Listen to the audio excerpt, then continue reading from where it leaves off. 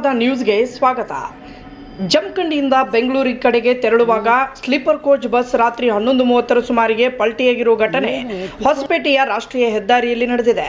ಕುಷ್ಟಗಿಯಿಂದ 3 kilometre ದೂರದಲ್ಲಿ petrol bunk ಹತ್ತಿರ ಈ ಘಟನೆ ಸಂಭವಿಸಿದೆ. ಬಸ್ಸಿನಲ್ಲಿ 23 ಜನರು ಪ್ರಯಾಣಿಸುತ್ತಿದ್ದರು. ಇದರ ಪೈಕಿ 22 ಜನರಿಗೆ ಸಣ್ಣ ಪುಟ್ಟ ಗಾಯಗಳಾಗಿ ಎಲ್ಲರೂ ಪ್ರಾಣಾಪಾಯದಿಂದ ಪಾರಾಗಿದ್ದಾರೆ. ಇನ್ನು ಬಸ್ಸಿನಲ್ಲಿ ಇರುವ 3 ಜನರು ಬಸ್ಸಿನ ಗಾಜನ್ನು ಒಡೆದು ತಾವು ಮೊದಲು ಹೊರಗೆ ಬಂದು ಇನ್ನುಳಿದ ಪ್ರಯಾಣಿಕರನ್ನ ಹೊರತರುವ ಕೆಲಸ ಮಾಡಿ ತಮ್ಮ ಮಾನವೀಯತೆಯನ್ನು ಮೆರೆದಿದ್ದಾರೆ.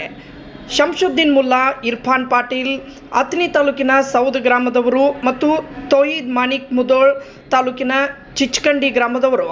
ಇನ್ನುಳಿದ ಬಸ್ ಚಾಲಕ ಬಾಗಲಕೋಟೆ ಜಿಲ್ಲೆ ಬಿಳಿಗಿ ತಾಲೂಕಿನ ಅರಕೇರಿ ಗ್ರಾಮದ ಲಕ್ಷ್ಮಣ್ ವಯಸ್ಸು 32 ಎಂಬ ವ್ಯಕ್ತಿ ಪ್ರಾಣ ಕಳೆದುಕೊಂಡಿದ್ದಾರೆ.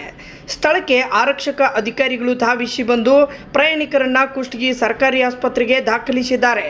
ಈ ಘಟನೆ 4/7/2024 ನಡೆದಿದೆ. ಕುಷ್ಟಗಿ ಠಾಣೆಯಲ್ಲಿ ಈ ಸಂಬಂಧ ಪ್ರಕರಣ ದಾಖಲಾಗಿದೆ.